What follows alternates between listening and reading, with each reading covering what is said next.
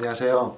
오늘도 하나님께서는 우리에게 귀한 하루를 주셨습니다. 오늘도 말씀을 가지고 하루를 승리하는 우리 성도님들이 되시길 바랍니다. 오늘 우리에게 주신 하나님의 말씀은 신명기 3장 23절에서 29절까지의 말씀을 보도록 하겠습니다. 밑에 있는 드라마 바이블을 꼭 들으시길 바랍니다.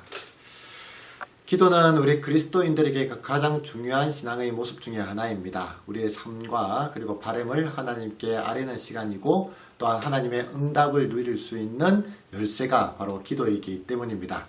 하지만 우리가 예수를 믿으면서 그렇게 많은 기도를 했지만 솔직히 말해서 그렇게 응답이 다 되지는 않았습니다.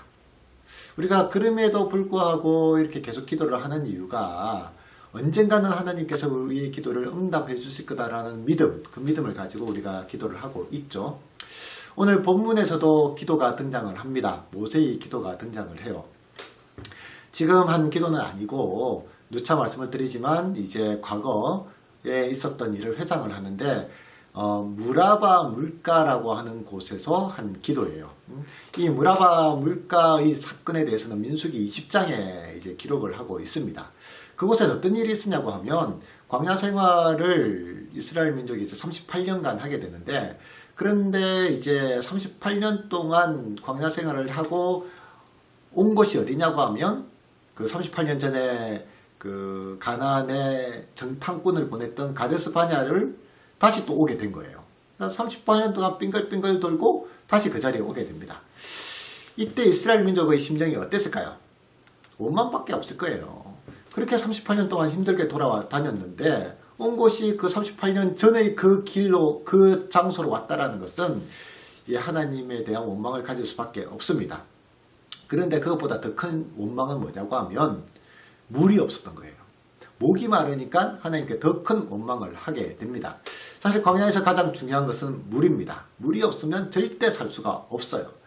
당연히 이스라엘 민족은 힘들어할 수밖에 없었고 힘듦으로 인하여 하나님을 원망할 수밖에 없었습니다. 사실 모세 입장에서도 화가 많이 났었어요. 40년간 하나님의 인도하심을 누림에도 불구하고 또다시 원망하는 이스라엘 민족을 보고 이제 모세도 화가 났던 거죠. 하지만 백성을 사랑하는 마음으로 모세는 민족을 위해서 하나님께 기도를 합니다. 참 감사한 것은 하나님께서는 그런 원망 속에서도 응답을 해주세요. 그래서 모세에게 물을 얻을 수 있는 방법을 가르쳐 주는데 반석을 명하여 물을 내도록 했습니다.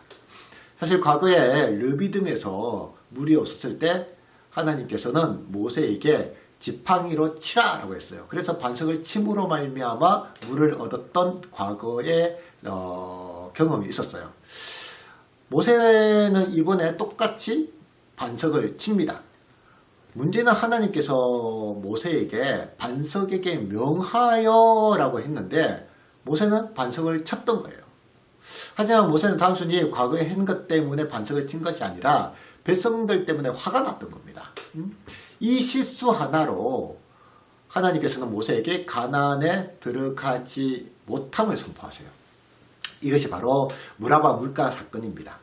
모세는 이 사건 후에 제발 축복의 땅으로 들어갈 수 있게 해달라라고 하나님께 기도를 해요.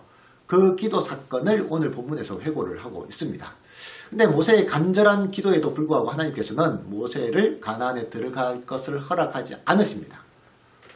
사실 모세 입장에서는 상당히 섭섭했을 거예요. 하나님의 소명을 받고 40년간이나 광야에서 하나님을 위해서 헌신을 했는데 이 마지막 실수 하나로 가나안에 들어가지 못하게 됐다라는 것은 모세 입장에서 이해할 수 없고 섭섭해할 수 없는 그런 사건이었던 거예요. 하지만 하나님께서는 모세의 기도에 대해서 응답을 안 해주신 것이 아닙니다. 28절 말씀을 보면 누구를 통해서 하나님께서는 가나안을 허락해 주시나요? 여호수아를 통해서 가나안을 허락해 주십니다. 결국 하나님께서 예비하신 가나안 땅은 여호수아를 통해서 성취시키세요. 오늘 말씀은 기도 응답에 대해서 중요한 진리를 가르쳐주는 말씀입니다. 하나님께서는 우리의 모든 기도에 대해서 응답해 주시는 줄 믿으시길 바랍니다. 물론 모세 입장에서는 이게 어떻게 응답이냐, 내가 들어가지 못했는데 이건 응답이 아니다 라고 생각할 수도 있을 겁니다. 하지만 이거는 모세 관점에서 이루어지지 않은 거지만 하나님의 관점에서는 이루어진 응답인 거예요. 그렇기 때문에 하나님의 관점에서는 가나안 정복이 모세를 통해서 이루어지든 요수아를 통해서 이루어지든 아니면 또 다른 사람을 통해서 이루어지든 그것이 중요한 것이 아니에요. 하나님께서 사용하시는 그 하나님의 사람을 통해서 가나안이 정복된다라는 그 사실 자체가 중요한 거다라는 것이죠. 비록 모세가 마지막에는 그 사역을 못했지만 하나님께서는 요수아를 통해서 가나안 정복을 이루십니다. 즉 하나님은 하나님의 관점을 통해서 응답해 주십니다. 우리 성도님들에게도 많은 기도의 제목들이 있을 겁니다. 특히 요즘 우리가 얼마나 많은 기도 제목을 가지고 살아가고 있어요. 물론 우리의 관점에서는 응답되지 않음으로 인해서 힘들고 하나님이 원망스러울 때가 많이 있을 겁니다.